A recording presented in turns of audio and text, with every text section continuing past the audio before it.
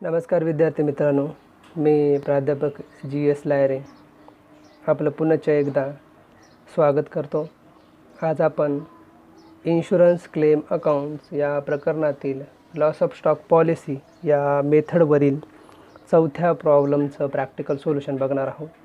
तत्पूर्वी एक विनंती, जे विद्यार्थी नवीन असतील त्यांनी चॅनलला सबस्क्राईब करा, व्हिडिओ आपल्या मित्रांना शेअर करा आणि शेजारी जे काय बेल आयकॉन आहे त्याच्यावर क्लिक करा, जेणेकरून इथून पुढचे जे काही व्हिडिओज येतील त्याचं नोटिफिकेशन तुम्हाला सर्वात आधी मिळेल. प्रॉब्लेम लिहून घेऊ आपण.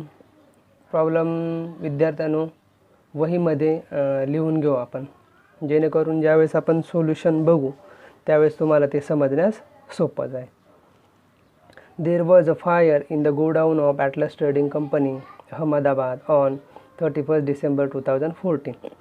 31 डिसेंबर 2014ला काय ॲटलस ट्रेडिंग कंपनी अहमदाबाद यांच्या गोडाऊनमध्ये आग लागली. 31 डिसेंबर 2014ला अंडरलाईन करून घ्या. But the accounting records and subsidiary books were save. जे काय अकाउंटिंग रेकॉर्ड होतं, सबसायरी बुक्स होते, ते काय झाले, वाचले जळण्यापासून. The following accounting information was made available. आणि खालील माहिती काय आपल्याला उपलब्ध झालेली आहे.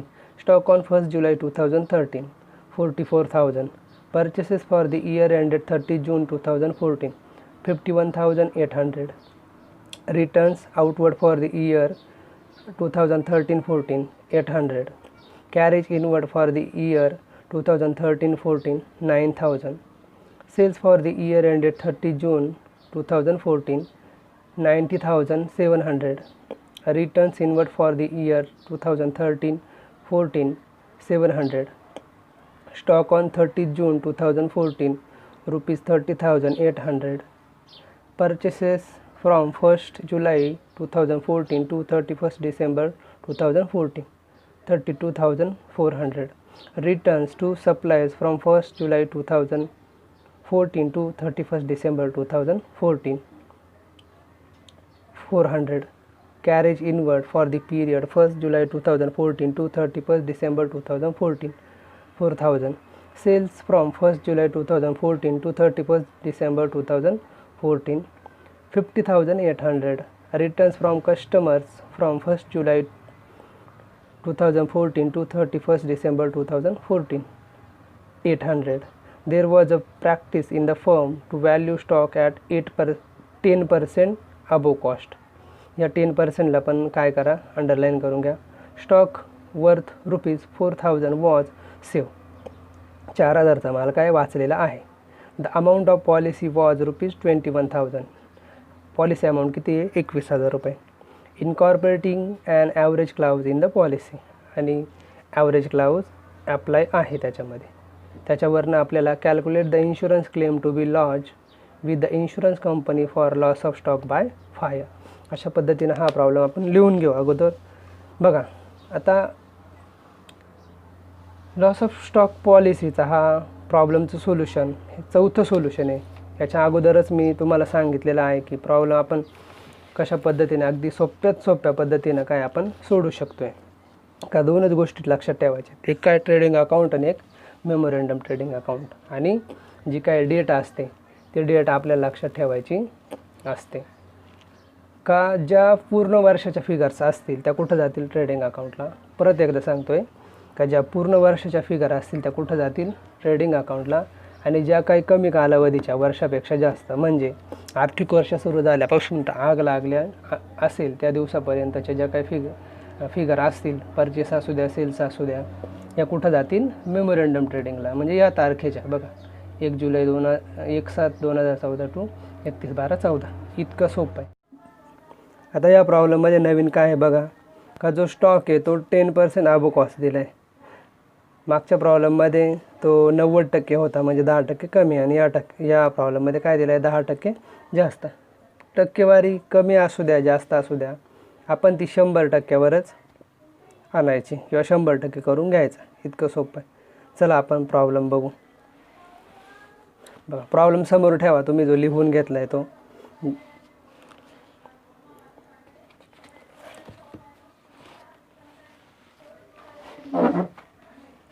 बघा काय स्टॉक ऑन 1 जुलै 2013 44,000. आता आणि दुसरा इकडं खाली स्टॉक आहे बघा, स्टॉक ऑन 30 जून 2014 30,800. आता हा 110% आहे, अबो कॉस्ट म्हणजे 110%, ही गोष्ट लक्षात घ्या. आणि अजून एक का स्टॉक दोन असता, मी अगोदर पण सांगितले का एक ओपनिंग असतो आणि एक क्लोजिंग असतो. याच्यावरनं ते वर्ष कोणतं आहे, कधी सुरू होतं हे पण आपल्या काय येतं लक्षात येतं. मग 1 जुलैला सुरू होतं आहे आणि संपतं कधी बघा 30 जूनला. ओके, हे आपल्या लक्षात आलं पाहिजे का वर्ष सुरू कधी होतं आणि संपतं कधी, ही एक गोष्ट, आणि आग कधी लागली, बस इतकं असं लक्षात आलं का प्रॉब्लेम समजला आपल्याला. मग आता आपण याची काय अगोदर स्टॉक त्याची वर्किंग नोट करून घेऊ आपण. ठीक आहे. ओपनिंग स्टॉक किती आहे, 110%. इफ 110 बरोबर तो किती सांगितलं आहे त्याने, 44,000 बरोबर. आता आपल्याला किती पाहिजेत, 100% बरोबर. मग असं करायचं, ठीक आहे. 100 बरोबर किती, मग काय सोपं आहे का, आपण याचा तिरकस गुणाकार करतो आहे, आपल्याला माहिती आहे. 100 गुणिले 44,000 भागिले 110. याचं कॅल्क्युलेशन केलं तर उत्तर किती येतं, 40,000 बरोबर.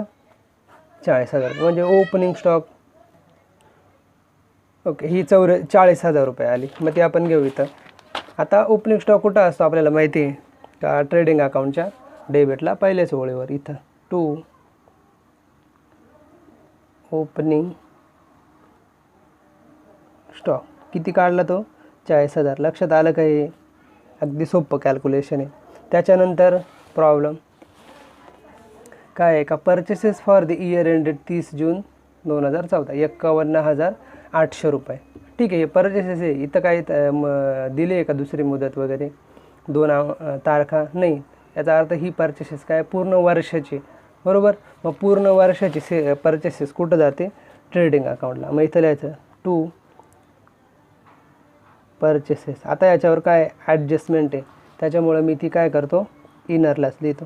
तुम्ही ज्याच्यावर ॲडजस्टमेंट असेल त्याला काय करत जा, टिक करत जा, स्टार करत जा किंवा ए, जेणेकरून मग नंतर प्रॉब्लेम सोडवताना लक्षात येईल. ठीक आहे. पुढं काय आहे, त्याच्यात पुढं returns outward for the year 2013-14 800 रुपये काय आउटवर्ड आहे बघा. आउटवर्ड म्हणजे जे खरेदी केले आपण त्याच्यातून आपण काय केली आहे, रिटर्न वापस पाठवली. मग ती आपण काय करू, लेस. मग इथं म्हणायचं लेस रिटर्न आउटवर्ड किती आहे, 800 रुपये. 51,800मधून 800 रुपये गेले, किती उरले, 51,000 बरोबर. पुढं काय, carriage inward for the year 2013-14 9,000 रुपयाचा काय कॅरेज खर्च आहे, हा ट्रेडिंगचा खर्च आहे. मग तो इथं घेऊ 2 कॅरेज इनवर्ड आहे. ठीक आहे, इनवर्ड आहे त्याच्यामुळं तो इथं आला. आउटवर्ड सॉरी इनवर्ड आहे, किती येतो, 9,000. ठीक आहे. पुढं काय आहे बघा, sales for the year ended 30 June 2014. ही सेल्ससुद्धा काय पूर्ण वर्षाची, आणि पूर्ण वर्षाची सेल्स कुठं जाते, ट्रेडिंग अकाउंटच्या क्रेडिटला. बाय सेल्स किती आहे, त्याच्यावर पण ॲडजस्टमेंट आहे, त्याच्यामुळे ती सुद्धा काय केली आपण इनरलाच लिहिली. पुढे काय आहे बघा, return inward for the year 2013-14 700 रुपयाची काय रिटर्न आहे. इनवर्ड म्हणजे आपल्याकडं आली आहे, मग ती सुद्धा ती कशातनं, सेल्समधून लेस करायची. म्हणजे लेस रिटर्न किती रुपये, 700 रुपये. 90 700तून 700 गेले, उरले किती, 90,000 बरोबर. ओके. पुढं काय आहे बघा, स्टॉक ऑन 30 जून 2014 30,000 रुपये आणि 800 रुपये काय स्टॉक आहे. हा कोणता स्टॉक आहे, क्लोजिंग स्टॉक आहे. आता हा किती आहे, 110%, 10% अबो कॉस्ट आहे. मग आपण तो किती करणार आहे, 100% आपल्याला करायचा आहे. मग इथं म्हणायचं मग ओपनिंग स्टॉक सारखंच का, इफ 110 बरोबर किती आहे, 30,800 30,800 तर 100 बरोबर किती, आणि याचा काय करायचा तिरकस गुणाकार. मग 100 गुणिले 30,800 भागिले 110. मग किती येतं उत्तर? 28,000. याचं कॅल्क्युलेशन केल्यानंतर किती येतं? 28,000. ओके. म्हणजेच क्लोजिंग स्टॉक किती आला? 28,000. मग क्लोजिंग स्टॉक कुठं लिहितो? ट्रेडिंग अकाउंटच्या क्रेडिटला. बाय क्लोजिंग स्टॉक किती लिहिला? 28,000. बघा, ही वर्किंग नोट समजली नाही तर परत रिपीट करून बघा, जेणेकरून लक्षात येईल. अगदी सोपी. पुढे purchases from 1 July 2014 to 31 December 2014. बघा, आग कधी लागली? 31 डिसेंबर 2014ला. आणि आग लागली त्या तारखेपर्यंतचे जे काही अमाऊंट्स असतील, जे काही परचेसेस, सेल्स असतील, एक्सपेन्सेस असतील, ते कुठं जातात? मेमोरंडमला. बस एवढंच लक्षात ठेवायचं आहे. मग आता हे परचेसेस किती आहे?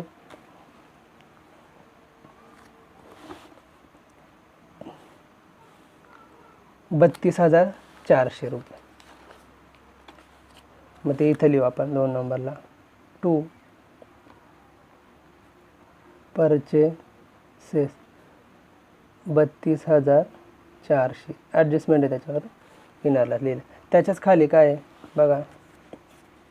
Return to suppliers from 1 July 2014 to 31 December. त्याच्याच काय? रिटर्न आहे सप्लायरला. आपण काय वापस केलं आहे? जो खरेदी केलेला होता तो. मग म्हणायचं लेस रिटर्न किती?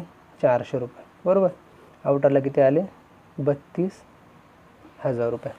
पुढे बघा, carriage inward for the period 1 July 2014 to 31 December. Carriage inward आहे, एक्सपेंडिचर आहे हा पण ट्रेडिंगचा, पण तो 31 डिसेंबरपर्यंत आग लागली त्या तारखेपर्यंतच आहे. त्याच्यामुळे तो कुठं जाईल? मेमोरंडमला. टू कॅरेज इनवर्ड किती येतो? 4,000 रुपये. बरोबर. आता पुढं काय आहे बघा? Sales from 1 July 2014 to 31 December 2014. ही पण मेमोरंडम अकाउंटलाच जाईल, कारण पूर्ण वर्षाची नाही, 31 डिसेंबरपर्यंतचे. किती आहे ती? 50,800. मग सेल्स कुठं जातं? ट्रेडिंग अकाउंटच्या क्रेडिटला. इथं लिहायचं बाय सेल्स. ॲडजस्टमेंट आहे त्याच्यामुळं इनरला 800.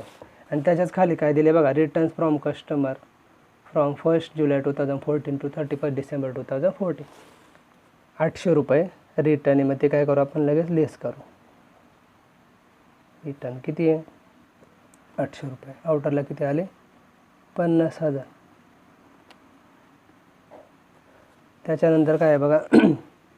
There was a practice in the firm to value stock at 10% above cost. ठीक आहे, 10% अबो कॉस्ट आपण वर्किंग नोट केलेली आहे. Stock worth ₹4,000 was save. Salvage आहे 4,000 रुपयाचं आणि 21,000 रुपयाची काय? Insurance policy. अशा पद्धतीनं काय आपण जी काय पोस्टिंग होती ते आपण केलेली आहे. अगदी सोपं आहे बघा, इतकं सोपं आहे प्रॉब्लेम का फक्त एवढंच लक्षात ठेवायचं, पूर्ण वर्षाचं कमी कालावधीचं. इतकं लक्षात ठेवलं तरी बस, जमलं आपल्याला. ठीक आहे. मग आता आपण ट्रेडिंग अकाउंट काय करू? अगोदर टॅली करू. मग बघा, 90,000 आणि 28,000 किती होता? 1,18,000. ठीक आहे, तेच इकडे घेतले आपण 1,18,000. त्याच्यानंतर 40, 51 आणि 9 किती होता? 1,00,000. मग 18मधून 1,00,000 गेले, उरले किती? 18,000 रुपये. ठीक आहे, हे 18,000 रुपये आले. यालाच काय म्हणायचं?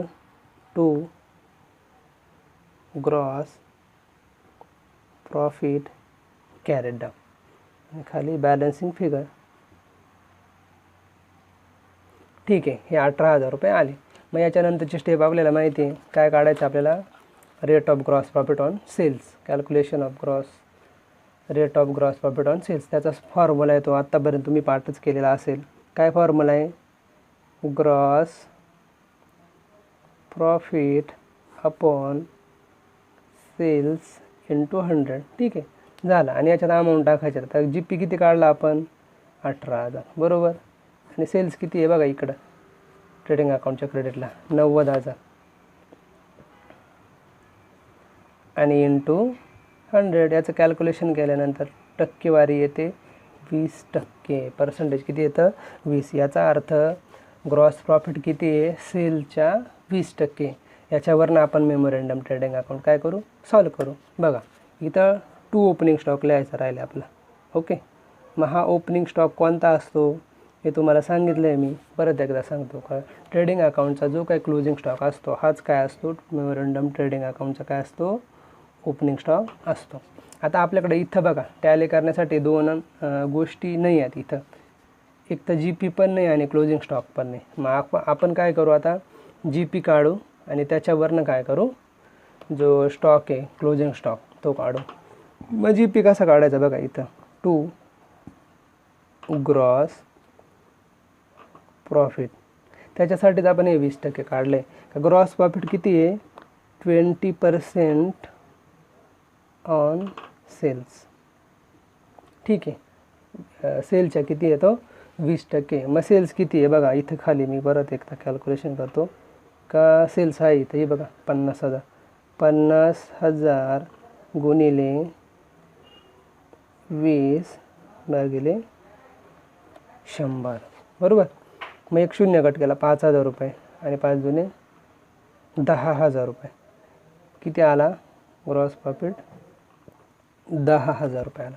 ठीक आहे, मग आता याची बेरीज केली तर किती आली अमाऊंट, 74,000 रुपये येते. बघा कॅल्क्युलेशन करून बघा तुम्ही, 74,000 रुपये येते. ही घेतली इकडं 74,000. ठीक आहे, मग आता आपण काय काढणार आहे, बाय स्टॉक. त्यालाच काय म्हणतात, stock on date of fire. 74मधून 50,000 रुपये गेले, उरले किती 24,000 रुपये, बरोबर. हे 24,000 रुपये आले.